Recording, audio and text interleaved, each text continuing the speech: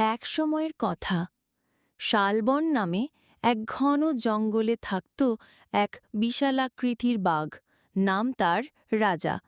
সে এতটাই শক্তিশালী আর হিংস্র ছিল যে গাছের পাতাও যেন তার গর্জনে কাঁপত।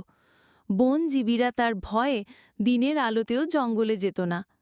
কিন্তু সমস্যা শুরু হলো যখন রাজা বাঘ লোকালয়ে হানা দিতে শুরু করল। গরু, ছাগল, এমনকি মানুষও তার হাত থেকে রেহাই পেত না। গ্রামে নেমে এলো ভয়াবহ আতঙ্ক। মানুষ দিন-রাত প্রহরার মধ্যে জীবনযাপন করতে লাগল। গ্রামবাসীরা শেষে সিদ্ধান্ত নিল, এইভাবে আর চলতে পারে না। তারা খবর দিল কাছাকাছি সেনাঘাঁটিতে। একদল প্রশিক্ষিত সৈনিক এলো। তাদের নেতৃত্বে ছিলেন ক্যাপ্টেন আরিফ। সঙ্গে ছিল ট্র্যাঙ্কুইলাইজার গান, ড্রোন আর কিছু জঙ্গলের বিশেষজ্ঞ। ক্যাপ্টেন আরিফ জানতেন বাঘকে হত্যা নয়, ধরে তাকে নিরাপদ স্থানে নিয়ে যাওয়াই হবে আসল কাজ। তারা কয়েকদিন ক্যাম্প করল জঙ্গলের ধারে।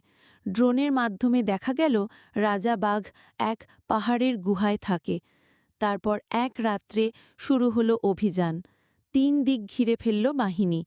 ক্যাপ্টেন নিজে সামনে গিয়ে রাজাকে ট্র্যাঙ্কুইলাইজার গানে গুলি করলেন। রাজা ধীরে ধীরে অজ্ঞান হয়ে পড়ল।